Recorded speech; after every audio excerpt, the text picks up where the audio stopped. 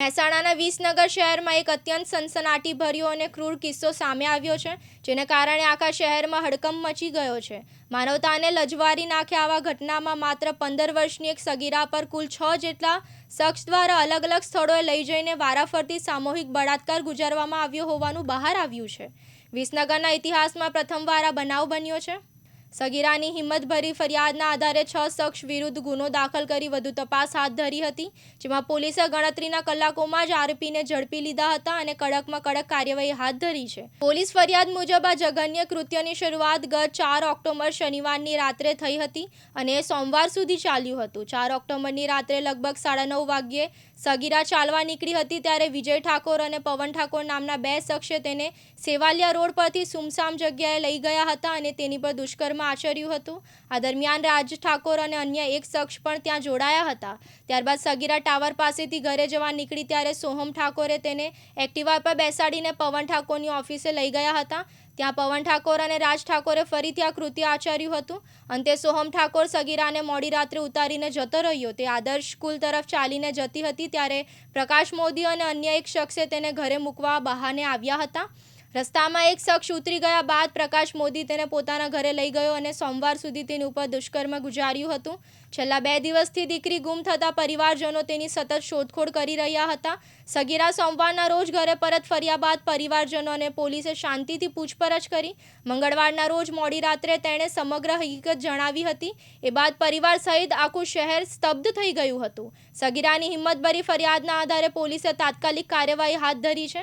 પોલીસે 5 નામજોગ આરોપીઓ વિજય ઠાકોર, પવન ઠાકોર, રાજ ઠાકોર, સોહમ ઠાકોર, પ્રકાશ મોદી અને અન્ય એક અજાણ્યા શખ્સને મળી કુલ 6 આરોપીઓ વિરુદ્ધ અપહરણ, બળાત્કાર અને પોક્સો એક્ટ હેઠળ ગંભીર ગુનો દાખલ કરીને વધુ તપાસની શરૂઆત કરી છે। આ ઘટનાને પગલે વિસનગરમાં ગુનેગારોને તાત્કાલિક પકડીને કડકમાં કડક સજા આપવાની માંગ ઉગ્ર બની હતી।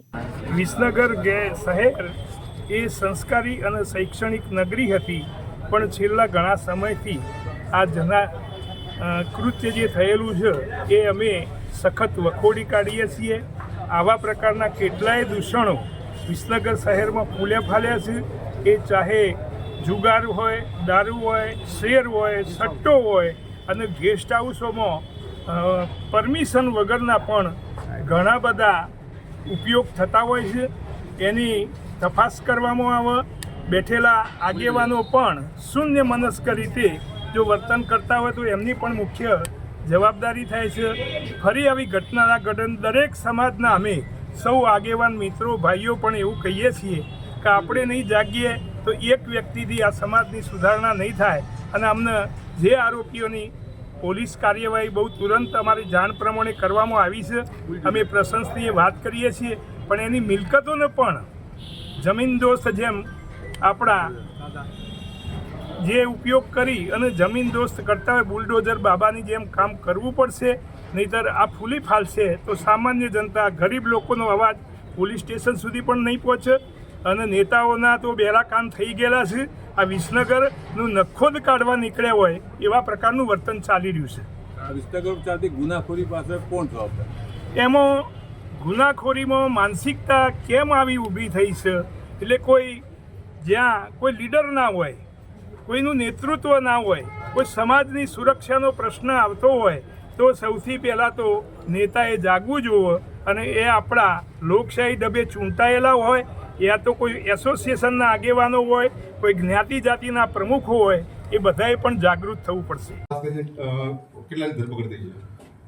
વિસનગર શહેરમાં ગઈ તારીખ 4/10/2025ના રોજ એક નાબાલિગ દીકરી ઉપર બળાત્કાર બનવાનો એક બનાવ બનેલો છે।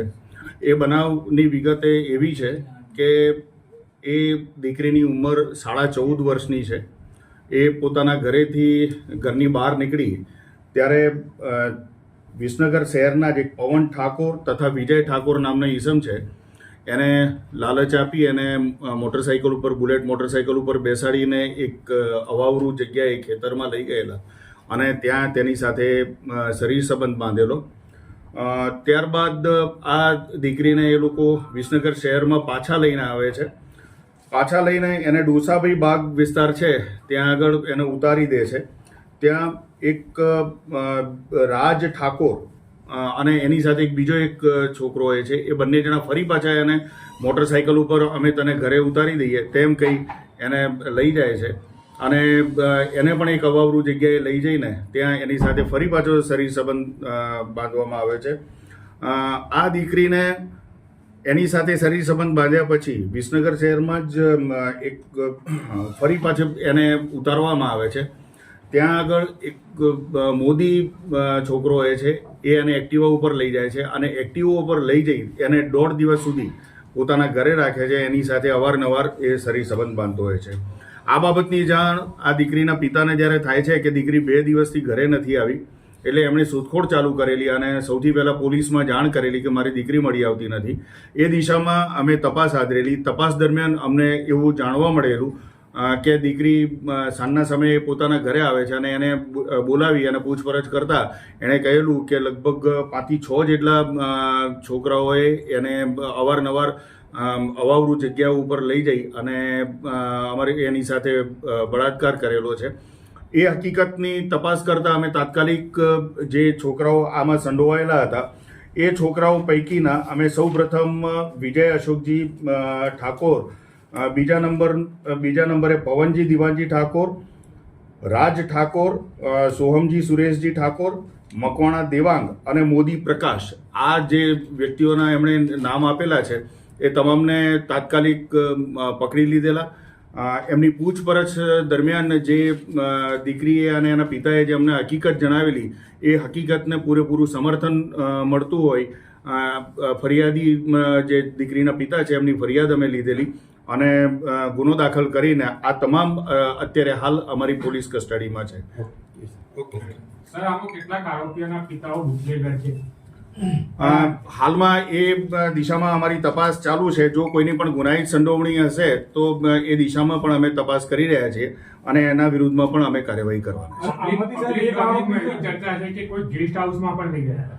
હા, એટલે હાલમાં જે દીકરી છે એ પોતે માનસિક સદમામાં છે.